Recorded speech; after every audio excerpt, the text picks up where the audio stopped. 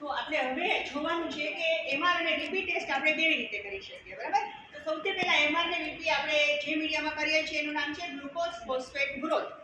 એ પ્રવાહી માધ્યમ છે અને એની અંદર આપણે જ્યારે બેક્ટેરિયાને ગ્રો કરી દઈએ છીએ ત્યારે બીજા દિવસે આપણે એમાંથી એમઆર ટેસ્ટ અને વીપી ટેસ્ટ બંને કરી શકીએ છીએ. જ્યારે આપણે મિથાઇલ રેડ ટેસ્ટ કરીએ છીએ ત્યારે આપણે એ બે રીતે કરી શકાય છે. મિથાઇલ રેડ સોલ્યુશનને વાપરીને પણ કરી શકાય છે અને કલર ચેન્જ નોટિસ કરી શકાય છે. બીજી મેથડ છે જે આપણે કરીએ છીએ એ છે ચેક ધ પીએચ. તો અહીંયા આપણે શું કરીએ છીએ, પીએચ સ્ટ્રીપની મદદથી આપણે અહીંયા મીડિયાની અંદર પીએચ સ્ટ્રીપ નાખીને જોઈએ છે કે પીએચ કેટલી છે. જો એ પીએચ બહુ એસિડિક છે તો આપણે સમજવાનું છે કે વધારે પ્રમાણમાં એસિડ પ્રોડ્યુસ થઈ ગયો છે.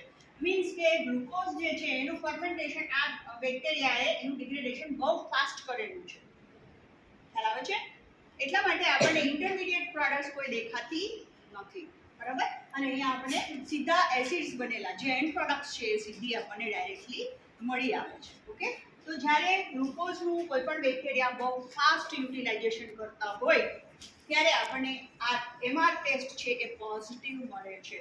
એનો મતલબ એમ છે કે ગ્લુકોઝ શુગરને આ બેક્ટેરિયા બહુ ઝડપથી ખાઈ જાય છે, એનું બહુ ઝડપથી ડિગ્રેડેશન કરી નાખે છે અને સીધી ફાઇનલ એન્ડ પ્રોડક્ટ્સ બનાવી દે છે, એટલે કે એસિડ્સ બનાવી દે છે. અહીંયા ઓર્ગેનિક એસિડ્સ એ બનાવી દે છે.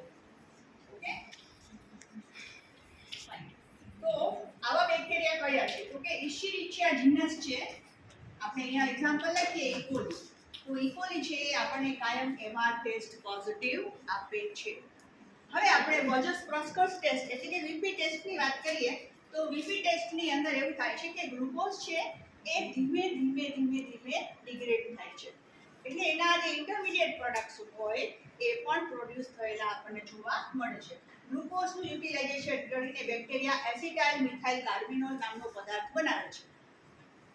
એ પદાર્થનું પાછું રિડક્શન થઈને એમાંથી 2,3 બ્યુટિલિન ગ્લાયકોલ બને છે અને આ 2,3 બ્યુટિલિન ગ્લાયકોલ છે એને જ્યારે આપણે રિએજન્ટ્સ નાખીએ KOH અને આલ્ફા નેપ્થોલ નાખીએ ત્યારે એ ઓક્સિડેશન પામીને એમાંથી ડાયએસિટાઇલ નામનો પદાર્થ બનાવે છે. ઓકે, અને આ જે ડાયએસિટાઇલ નામનો પદાર્થ છે એ લાલ કલરનો અથવા મરૂન કલરનો હોય છે. એટલે વીપી ટેસ્ટ જ્યારે કરીએ ત્યારે આપણને રેડ મરૂન કલર પ્રાપ્ત થાય એનો મતલબ એમ છે કે આપણી વીપી ટેસ્ટ પોઝિટિવ આવે છે.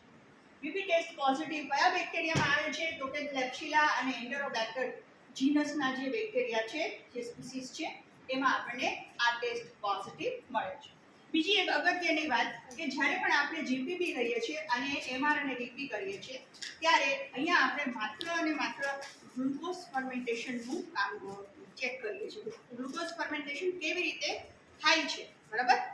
કઈ રીતે થાય છે? કઈ રીતે થાય છે? કાં તો બહુ ઝડપથી અને કાં તો બહુ ધીમું, બરાબર? પણ બે એક સાથે ન બની શકે. એટલે જો તમારે એમઆર પોઝિટિવ આવતું હોય તો તમારે વીપી નેગેટિવ આવે, પણ જો વીપી પોઝિટિવ આવતું હોય તો તમારે એમઆર નેગેટિવ આવે. ઓકે, કેમ કે બંને વસ્તુ છે એ એક જ વસ્તુ પેલા પર આધારિત છે, ગ્લુકોઝનું ડિગ્રેડેશન. ઓકે, ગ્લુકોઝનું ડિગ્રેડેશન કાં તો બહુ ફાસ્ટ હોય અને કાં તો બહુ ધીમું હોય. જો બહુ ઝડપથી થતું હોય તો એમઆર તમારે પોઝિટિવ આવે, એસિડિક પીએચ આવે. ઓકે, પણ જો તમારે ધીમું થતું હોય, બેક્ટેરિયા ડિગ્રેડ છે ધીમે કરે છે ગ્લુકોઝને, તો તમારે અહીંયા વીપી ટેસ્ટ જે છે એ પોઝિટિવ આવશે. તો તમારે એમઆર છે એ ડેફિનેટલી નેગેટિવ આવવાની છે. ઓકે,